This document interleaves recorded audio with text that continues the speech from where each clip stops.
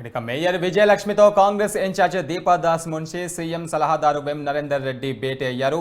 పార్టీలోకి ఆహ్వానించినట్లుగా దీపాదాస్ తెలిపారు. అయితే సాయంత్రం సీఎం సమక్షంలో కాంగ్రెస్ లో చేరారు.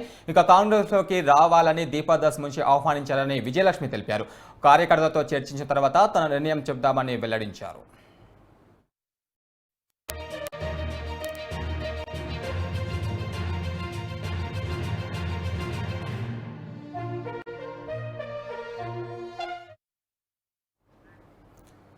కాంగ్రెస్ లో చేరికపైన మరింత సమాచారం మా ప్రతినిధి బ్రహ్మాజీ అందిస్తారు. బ్రహ్మాజీ,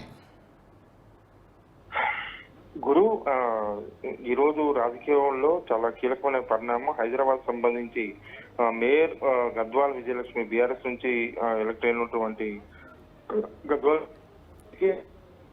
ఇన్ఛార్జ్ కాంగ్రెస్ వ్యవహారాల ఇన్ఛార్జ్ ఇంటికి వెళ్ళి ఆమెని కాంగ్రెస్ ఆహ్వానించడం జరిగింది. అయితే ఇదే సమయంలో కేకే ఆమె తండ్రి అయినటువంటి కేకే కేశవరావు కూడా ఆయన ఇంట్లో లేరు. ప్రస్తుతం వాళ్ళందరూ కూడా ఎంపీలందరూ కూడా ఢిల్లీలో ఉన్నాయి. దీపాదాస్ మున్షి వచ్చి మేయర్తో భేటీ అయ్యి కాంగ్రెస్ పార్టీలకు ఆహ్వానం జరిగిన తర్వాత ఆమె కూడా చిట్చాటుగా మాట్లాడుతూ నన్ను కాంగ్రెస్ పార్టీలకు ఆహ్వానించారు. కార్యకర్తలకు కానీ స్థానికంగా ఉన్నటువంటి నేతలు ఎవరికి కూడా ఎటువంటి ఇబ్బంది కలగకుండా వాళ్ళ అభిప్రాయం తీసుకొని ఒక నిర్ణయం తీసుకుంటాను, అదేవిధంగా తన తండ్రితో కూడా మాట్లాడి ఒక నిర్ణయం తీసుకుంటానని ఆమె స్పష్టం చేశారు. అయితే దాదాపు ఆమె కాంగ్రెస్ పార్టీలకు చేరడం ఖాయమైందనుకోవచ్చు. గతంలోనే సీఎం గా ప్రమాణ స్వీకారం చేసిన రేవంత్ రెడ్డిని కొన్ని రోజులు మేయర్ గద్వాల్ విజయలక్ష్మి కావడం కొంత రాజకీయంగా కలకలం చెలరేగినప్పటికీ కూడా ఆమె చాలా క్లారిటీ ఇచ్చారు. మేయర్ గా ఉన్నారు కాబట్టి నగరాభివృద్ధికి సంబంధించినటువంటి అంశంని కొత్తగా వచ్చిన ఉంటుంది. సో ఆ విధంగా అంటూ కూడా ఆమె క్లారిటీ ఇచ్చారు. జీహెచ్ఎంసీ కౌన్సిల్ సమావేశంలో కూడా 2 రోజుల పాటు జరిగింది. దీన్ని కూడా ఆమె చాలా హ్యాపీ ఫీల్ అయ్యారు. ఎందుకంటే తనకి మాట్లాడే అవకాశం కానీ కౌన్సిలర్లు కానీ వీళ్ళందరితో మాట్లాడేతో పాటు కౌన్సిల్ సమావేశాలు గతంలో కూడా మేయర్ గా బొంతు రామ్మోహన్ ఉన్న సమయంలోనూ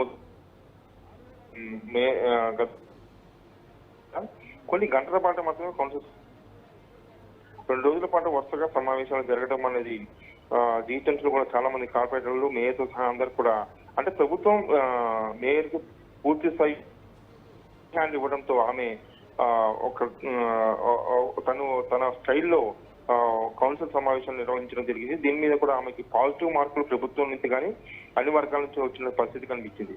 సో తను కూడా నాకు ఫ్రీ హ్యాండ్ వచ్చిందన్న అభిప్రాయంలో కూడా మేయర్ గద్వాల్ విజయలక్ష్మి ఉన్నారు. సో ఈ నేపథ్యంలోనే దీపాదాస్ నుంచి వచ్చి గద్వాల్ విజయలక్ష్మిని కలవడం కాంగ్రెస్ పార్టీలకు ఆహ్వానించి దాదాపు